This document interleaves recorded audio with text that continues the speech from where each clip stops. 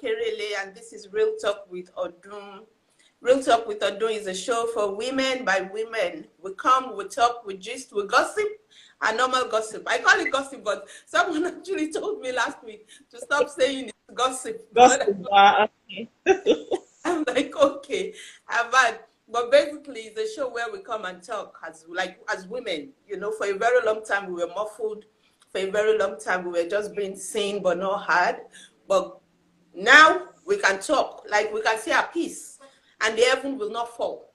Okay, so that's one of the things we do on Real Talk with Odun. And today we'll be talking about the whys. We have one of our returnee guests. Her name is Bimbo Olashope. But like she just said, the last time she was on the show was 2 years ago. I think that was when we just started the show. It's been a while. Don't mind that she ran away, but she's back now. She's back now. So welcome to the show, Bimbo. Thank you very much for having me, Odun. Thank you. Can you just, for the benefit of those joining us for the first time, can you just give us a brief introduction about yourself? My grandma Tamlin, thank you for joining, ma'am. Ola Sukombi, thank you for joining. Yes, thank you. Okay, yeah. All right, so my name is Bimbo Olasope, aka La Beans, aka Auntie Bimbo, and like I just said, the Mary Poppins of, well, I used to be the Mary Poppins of parenting, but now I'm Mary Poppins of content because I'm in an evolving stage of my life. All right, so I'm transitioning into Mary Poppins of content where I have different things that add value to people in one way or the other.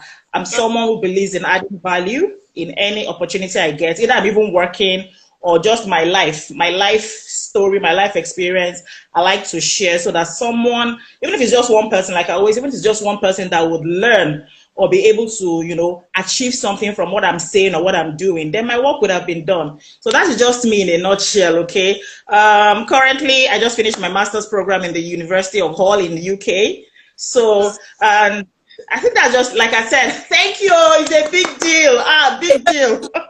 It is a big deal, like they will say, if it is you to run them now. Run them, you know, this old age, doing masters. So thank God, that's where I am. So I'm in a transitioning phase right now where I'm just trying to transition into the next level of my life, which is living in the UK, getting a job, and of course, continuing my life like as I've always done, which is to add value. Okay. All right. Thank you so much. So before we go into the show itself, I just want to ask, how are your kids? Oh, they are very, very well, doing great, doing amazing. I mean, I look at them every day and I just thank God that, man, the journey has been worth it, to be honest. I'm getting teary-eyed. I want to cry. Don't be. But we bless God. I'm very sure it's tears of joy, but we thank God. Thank God they are doing well. Thank God they are doing great. Thank you so much for sharing that part of you. Thank you. So Esther Queen, I see you. Esther Queen, I need you to put a post out because we've not seen any of our own people except you. So can you let them know we're on? Because I've not seen Ame, I've not seen Aijishola, I've not seen our regulars. So if you can get in touch with them and let them know we are on. All right, so Bimbo, I know we talked about you sharing your story, and just like the main thing we are going to talk about is the why you end up marrying who you marry, why you stayed in an abuse, why, you know, the whys that women wonder, what we think about. Most of the times we are quick to say, why didn't she leave? Why this? That? Married, the red flags were there. Why did you marry the person? You know, we always have a lot of whys, but even though our answers to the whys varies, we'll try as much as possible to just see from your own perspective why you did something, the things you do, and let's just go from there. Let's just start with you sharing your story. Okay, so I was married for 7 years, and then a domestic abusive marriage for 7 years, and then I've left now. I think this is the 13th year that I've left that marriage. Now, interestingly, like I shared with Odun before we came on this live, this month is my month of independence. In Nigeria, October 1st is the month of independence, is the date of independence. October 2nd is my own independence because October 2nd, 2009 was when I ran out of that marriage, you know, and to the glory of God, here I am 13 years after, despite all, you know, what people have said and what people are still saying. Okay, so why did I get married to who I got married to? That's a very, very prime question, because I think that is the bedrock of the foundation of what we're talking about. Why do we do the things we do? Now, for me, I got married because I felt that was the next thing to do. All right. The way my life was, I'd been configured or mentally influenced to think we were following a blueprint, a script where you go to school, you finish school, secondary school, you go to university. After university, you go and serve NYSC in Nigeria for our Nigerian people. After serving, you work. After working, you get married and you have children. Okay, so for me, it was like I was following that blue script. So I'd at that blueprint. I'd finished school, university, I'd served, I'd finished serving, and of course, the next thing was marriage. But you know, in hindsight, after I got married and I was faced with the domestic situation, I realized that my wife for getting married, aside it being the fact that I was following a blueprint, was also because I was lonely, right? My childhood had a lot to play with that. From age 6, I started living with family friends. So, you know, funny enough, a lot of things that I do now, I realized that was because of my childhood. So I started living with family friends. Supposedly, I was supposed to be there Monday to Friday, and then my mom will come and pick me on Friday. Now, my mom is also a single mom. Yeah, unfortunately. Or well, I won't say unfortunately, but you know, that cycle, you know, because that's also one of the whys as well. I didn't want to be a single mom. You know, that's why I stayed for that 7 years. But let me not jump the gun. So my mom had left my dad. My school was in Ikoyi. We're living in Ikoyi. I was born and bred in Ikoyi. I was born with a silver spoon, and now life. You're born in food. Oh, my life showed me. So, you know, we moved from there to Anthony Village, and then, you know, that was far from where my school was. It was tough going to school. So my mom decided with her family friend, one of her family friends, whose children were also attending the same school, that, okay, let me be staying with them because they were, you know, closer to school. Let me stay with them, and then she'll pick me on Fridays. But that never happened. It happened a couple of times, and after a while, maybe it wasn't convenient or whatever, she stopped coming to pick me on those Fridays. And that became, okay, just be coming home during holidays, you know, that kind of thing. So, and you know what it is, man, I suffered my childhood. You know, you're not the child of the family. You're the one that is doing the hard work, the housework. You're the one they are beating all the time. So I had a very, very rough childhood, okay? And then by the time, and I lived with that family up until my secondary school, I attended FGGC Shagamu, which was a boarding school. So yeah, I would go to boarding school, but during holidays, I'll be back with those family friends because as at that time, my mom had started traveling. Pardon? Not back home. Not back home, it was back to them. My mom was traveling at that time. Although now I understand that because she also was not ready for, you know, she became a single mom. So I think that was her own way of coping because I won't lie, you know, I'm a certified life coach, by the way. So I've gone through all the motions and notions of knowing the why, okay? So back to those people's house and all of that. And then by the time I was 16, you know, by then I could outrightly tell my mom that, oh, mommy, this is what is going on, you know, things are not working well. And then I had marks all over my body, you know, they'll beat me with water hose and all of that. So, you know, she was now like, you know what, I should start living, I should go and start living back home in Anthony, which was where we're living here. My mom was living, I should be living there, that I can stay on my own, that after all, in the UK, from age 16, 17, you can start living by yourself. So by age 16, I moved back to Anthony, but my mom was never around. So it was just me living in the place.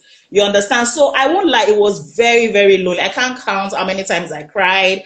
Actually, I wanted to be part of a family, you understand? So it was just, you know, I was just waiting for that moment where, because I remember vividly, I was telling God, oh, God, I want to have a family, even if it's just to have children that will keep me company and all of that, you get. So I was in that phase. So 16, 17, entered Unilag. In fact, my house was the base where all my friends usually used to come to stay and, you know, do their runs, because their families, their parents got to know me, and they were always amazed that, how can a 16-year-old be living in 3-bedroom flats all by herself, you know, that kind of thing.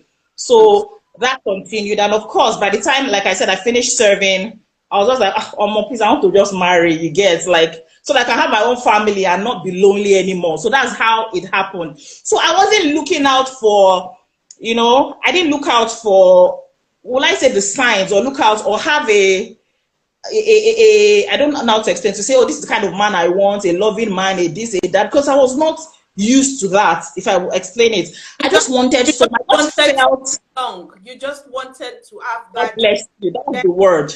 I just wanted to have a family. And in fairness to my ex, when I met his family were awesome, to be honest with you. They were amazing people. In fact, I still have, even right here in the UK, his cousins, his nephews, they are still amazing people to me and my children. So I will give that to them. So when I met his family, you know, like I tell people, I said I was dating his family.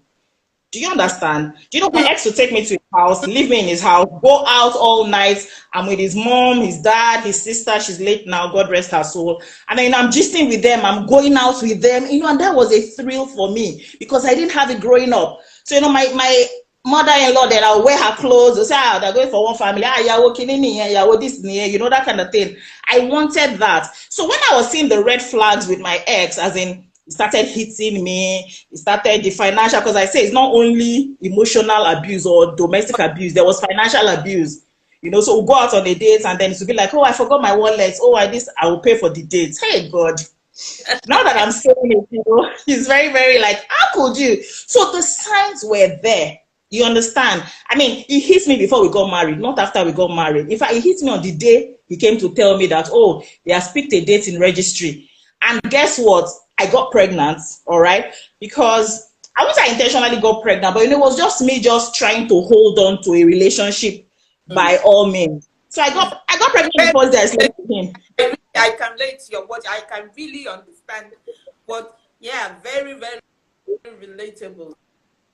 Yeah, so just go on. So I got pregnant the first time I slept with him, and that was it. After that, the pregnancy was rough and tough, and then, you know, he was like, he didn't want a pregnancy, this one, that one. Of course, me that have been close to his family, I quickly went to go and tell his family, you know, that kind of thing. And like I said, his family was, I think I married the family, not him. So I kept overlooking all those things. So I said the first time he hit me was when he came to tell me, and his family said, you must marry her, blah, blah, blah. He came to tell me in my house, like, remember I said I was living alone? He came that day, he slept over, right? And that was the day he came to tell me, well, I've picked March, what's the date? May 30th, I've picked May 30th at the registry, showed it to me. So I'm going to go to the registry also. So no, no romantic proposal of down on bended knee with ring, nothing like that. He just came to tell me, I picked whatever. And then he slept over in my house that night, okay? And in the middle of the night, I just kept hearing his phone, you know, then Nokia 3310, shout out to Nokia 3310. Just said, boom, boom, you know, what's happening? You know, when text messages are coming in, and then of course I went and opened, when they say don't open phone. I went and opened the phone, and I just saw that the text message was from his girlfriend. He had a girlfriend who was dating, apparently at that time, and the lady was like, what do you mean you're getting married? I think he told her about the date as well. So she even knew of the date before even me, the person that they were marrying. So, you know, right. Pardon? I said the bride. He knew before the bride. He knew before the bride, though. So, you know, so she was sending messages and she was upset after we've shared, after this, after that. You know, she was just saying, oh, you know, the loving things and everything. How can you do this to me? How can you? So I was like, what? And I woke him up, you know, like the movies now. I woke him up. What's this? Who is this person? I was, why did you take my phone? Why did you? We now started struggling for the phone, you know. I even fell off the bed. We were struggling. And the next thing was, wow, he just slapped me like, wow. You know, everything just started rushing back to me. I was like, because I remember when we were in school then, you know, like, a guy would touch you, lie, you can never, is a lie. You know, for a few hours, dazed. I was like, you slapped me. He said, yes. Why are you holding my phone? Why is it Why is it I'm seeing some comments there, but I can't, sorry, I can't say after my glasses. Is there anybody? No, Yoruba man, no. You know, so.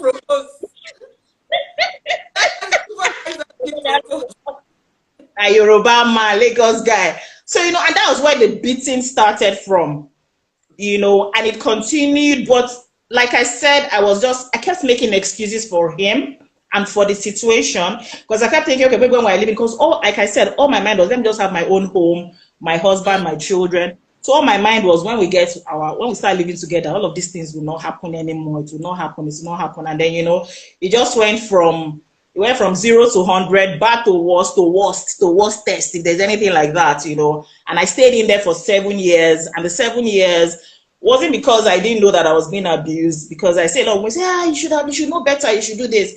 A lot of times, because of you people, that's why we don't live. What will you say? What will people say? It's the truth. What will people say? How will people look at you? And then amongst my friends, I was like the first person to get married. You know, you always have your age set, you know, and all of that. So we 78, 79 sets, you know, amongst that set, I was like, my friends were like I was like the first to get married, and I even had a child again, you know. So I didn't want to leave, because I didn't want people to start saying, ah, you see. And then the other thing was, oh, my mom is a single mom. Her mom is a single mom. She's also following. Playing in your head, and you start thinking, why I need to break it. I need to break the circle. Yes, you know, I wanted to be the one to break it, but more, you can't break something if you are dead, you know. And I'm always there's someone on this life that is making me laugh. Okay, you know, so I wanted to be the one to break that jinx of, no, I'm not going to be a single mom, you know. But it's a case of, like Job said, what I feared the most happened to me.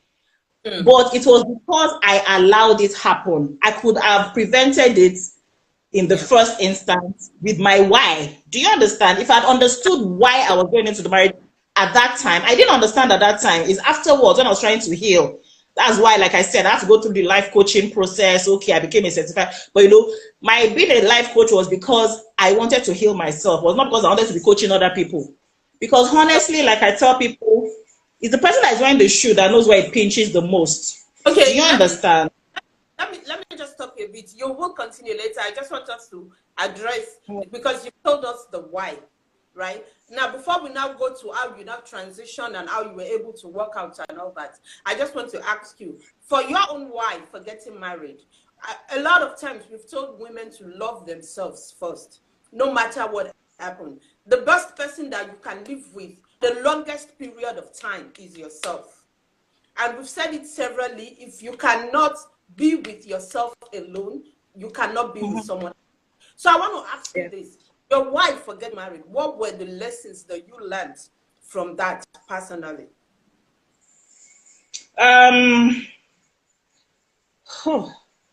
just learned that, like you said, I learned that you need to love yourself first. Very, very important. If you don't love yourself, nobody else can love you.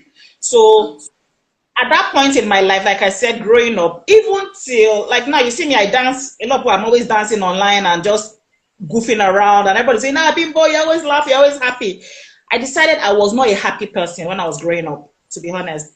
I wasn't a happy person. I wasn't a cheerful person. I wasn't me.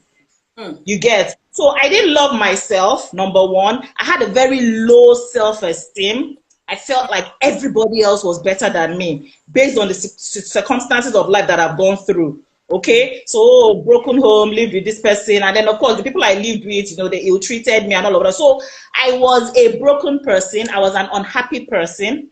I was a miserable person. I had a lot of negatives. Do you understand? So I did not work on those things because I didn't even know I could work on it, to be honest. And then society too doesn't help us. All right, so our society has configured us that, oh, like I said, that blueprint we follow. You get married, finish school, you are working, you get married, you have children, and that's it. So I was living that life of being a wife, being a mother. I didn't live the life of being a woman, being Bimbo, being me. Did you even have the opportunity to be a girl, to be a child? God bless you. I didn't. Because even my childhood was already filled with responsibilities. By that age 6, 7, when I was living with people, I was already positioned to, oh, you are the house girl, glorified house girl, even though you understand, you are not taken as a house girl. You're supposed to be, we're all going to the same school in Ikoyi, but I was the one that was, you know, washing the plates, cleaning the house, you know, doing the house. You get what I mean? So I didn't have a chance, like you said, to be a child. I didn't even have the chance to be a girl, like a woman, a babe. I didn't have all of those. I just entered into, in fact, motherhood before wifehood, because I got pregnant before I got married, like I said. I was also showing my daughter, you know, she turned 20 last month, to the glory of God, and I was showing her a picture of our wedding day where we were carrying her in the picture. So I said, you are in the picture of the wedding, you know. I just made a joke out of her. She was laughing. You married your married wife and daughter, basically. Your ex. I'm telling you, married wife, yeah. Because we went to the registry in May and I gave birth in September. So I did have, yes, thank you, Christy Queen. I can see someone writing there. So, you know, it was that factor. So I was raised in that way not to really appreciate myself. So I didn't feel like I deserved a man that would appreciate me.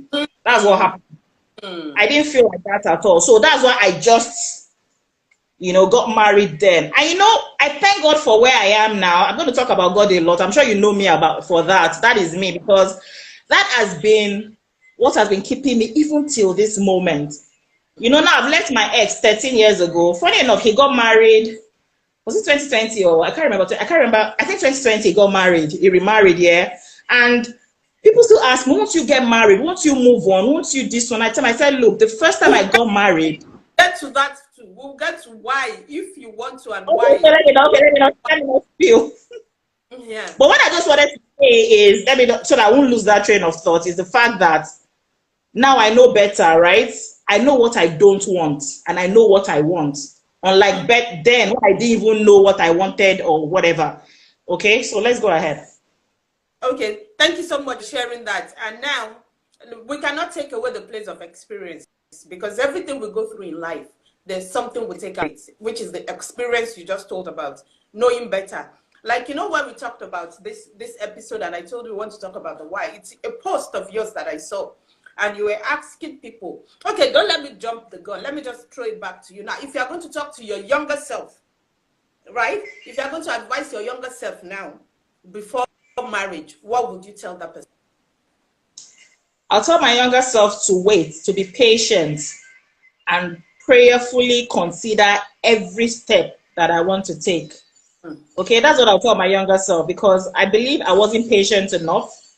I felt like I needed to do this now. I needed to get into this marriage now. It is now, you know. What was pushing me? What was driving me? So I'm going to tell my younger self that, look, be patient. Understand why. We can't escape that why. Understand why you want to do what you're doing. Why do you want this job? Why do you want to get married? Why are you dating this person? Why? Okay, so I'm going to actually advise my younger self the topic of this discourse. You know, why? Why do you want to do what you want to do? Is it the right time? Or you feel it's the right time? I'm talking about time. Is there actually any right time to get married? No time. Because that's I just told people there's no time limit. I don't know, maybe, okay, sorry I interrupted, because I think there is a kind of a shift in mentality when we leave Nigeria somewhat. There's a shift, there's a kind of a shift in the way we think, because you are in a climb where you see 56, 70, you know, as they're just getting married first time, and there's really no big deal about it. Yeah. There's no time limit to this thing. I always tell people, when you have a conversation with a friend and they're like, you should try harder to have a child. And I'll be like, I can't have your child. I can't carry your own children. Like, and you can't have mine. Exactly. So this pressure that the society puts on us with taking the particular time. You know? So I got on. I know you're trying to talk to the singles, Yeah. But I think you said it. I think that's just it, basically, in a nutshell. Like telling my younger self or a younger person, don't be in a rush. Okay, just like we said, there is actually time for everything. Even the Bible says it. There's a time for everything. So don't be in a rush and then end up making mistakes, colossal mistakes that will never ever. You know, it will be a lifetime, because that marriage altered my life. That marriage impacted my life, made me who I am now. It made me go down a road that I had no business going down, but thank God, God kept me through. Do you understand? If I died in the marriage, you wouldn't even be talking to me. You wouldn't even know me, said. Do you understand? But apart from not even dying physically in the marriage, I lost a lot of things due to that marriage. I lost a lot of opportunities due to that marriage. My career went down the drain due to that marriage. I had to start afresh.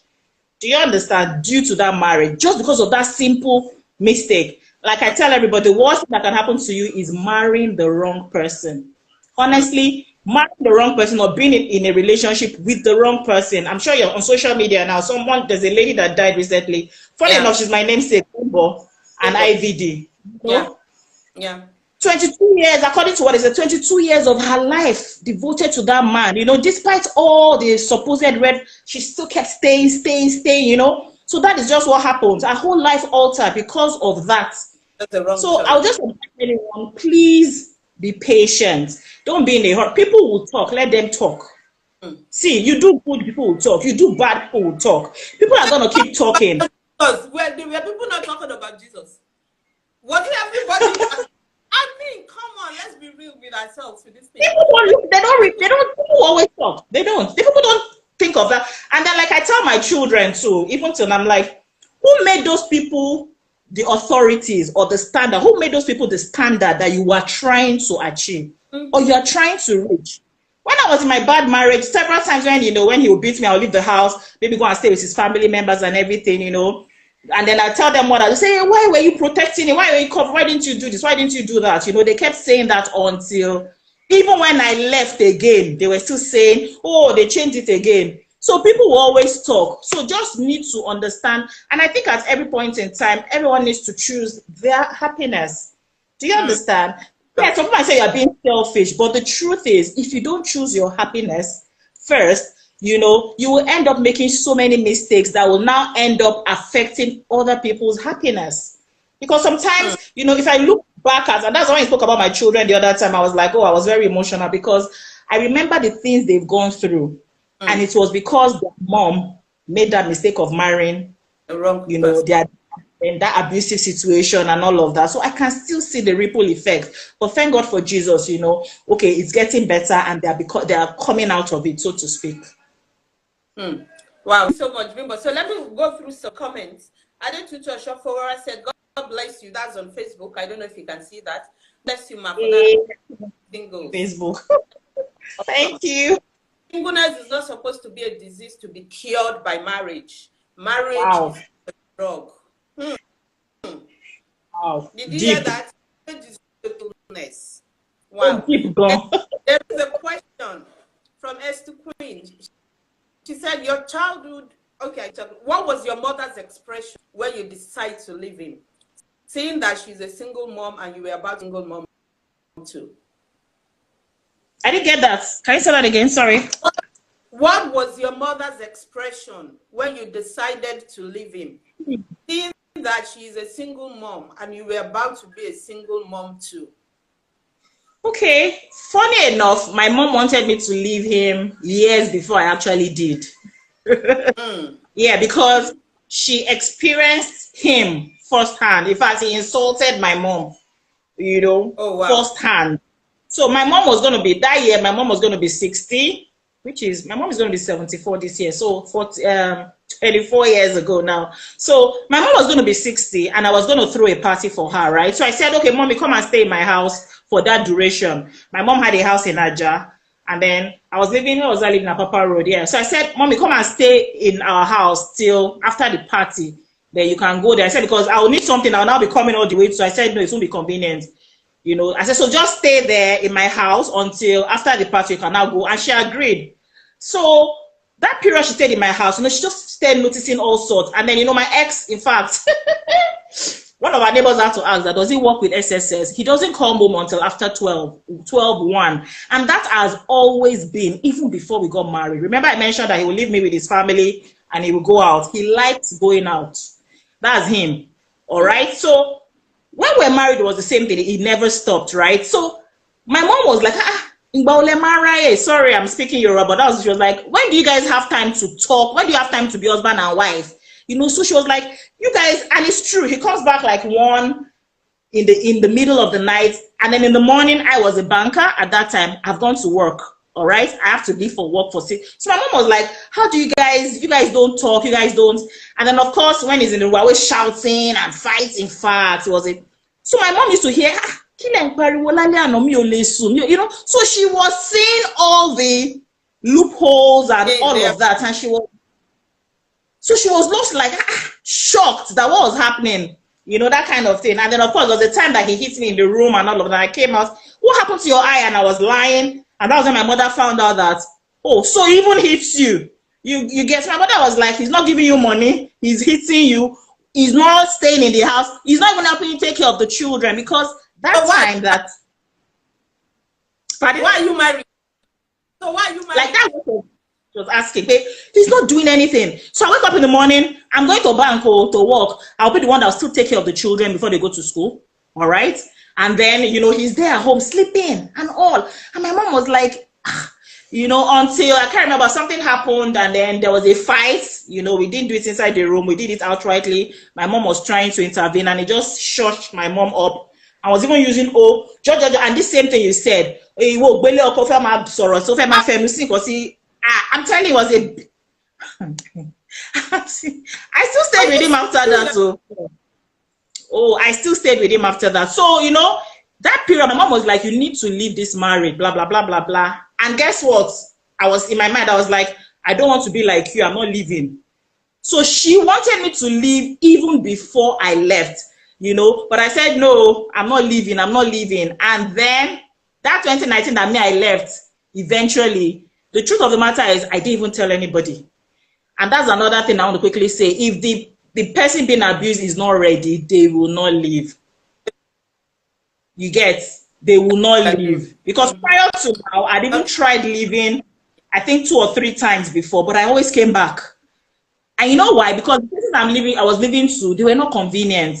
There was a time I left, I went to the hotel, I came back. There was a time I left, I went to stay with my friend's house. Her father now started having issues with the fact that, oh, with child, I left husband, I came back. The time I left again, I left to my auntie's place. My aunt now, after staying for a few weeks, my aunt was now saying, I'm sending her child too much. You know, it was, you don't sleep on this chair, don't sit on this, So I was like, oh, the place I'm coming, let me go there. They're just beating me, but at least I have bed, I have, you know. So those were my thoughts, and then I will go back. But when I was going to leave finally in 2019, I made sure I rented a place and all of that. Let's talk about, before we get, you now left finally. Let's run through some comments that came in. I'm just commenting too. I'm not on Facebook. It's only IG. I didn't want to trust me. Getting worse. Societal pressure steady driving people. No, even what I'm reading on now on IG. Can IG comment? Oh wow. Okay. I'm swiping. Instagram. Yeah, I'm swiping now. Society. Okay. They are saying that the society.